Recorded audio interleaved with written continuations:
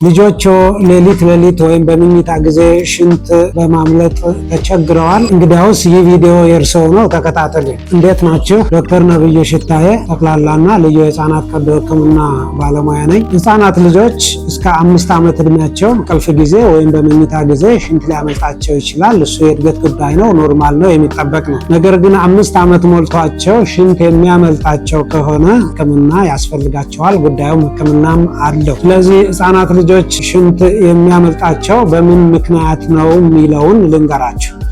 የመጀመሪያው ምናልባት የፊኛ መጠናቸው መያዝ ያለበትን የሽንት መጠን ባለመያዙ ሊሆን ይችላል። ለምሳሌ አንድ የ5 ዓመት ልጅ 17 ኪሎ ይሆናል ብለን ብናስብ የዚህ ልጅ የፊኛ መጠን 210 ሲሲ መሆን አለበት። ስለዚህ የልጁ ሽንት የመያዝ አቅም 210 ሲሲ መሆን ሲገባው ለምሳሌ 150 ሲሲ ቢሆን ሌሊት ላይ ሽንት ሊያመልጠው ይችላል ማለት ነው። ሁለተኛው ጉዳይ ደግሞ ሌሊት ላይ ከኩላሊት ፊልተር ተደርጎ ወደ ፊኛ የሚሄደው የሽንት መጠን ከጨመረ ልጆቹ ለሽንት ማምለጥ ችግር ሊዳረጉ ይችላሉ። ምን ማለቴ ነው? በሌሊት ጊዜ ኩላሊት የሚያመርተው ሽንት ከሚጠበቀው በላይ ከሆነ ልጆቹ ሽንት ሊያመልጣቸው ይችላል ማለት ነው። ሶስተኛው ምክንያት ልጆቹ የተለያየ የስነ ልቦና ችግር ተጠቂዎች ከሆኑ፣ ለምሳሌ ከሚወዱት ሰው ከእናትና አባት ወይም ደግሞ ከእህት ከወንድም እንደዚህ የተለዩ ከሆነ ይህም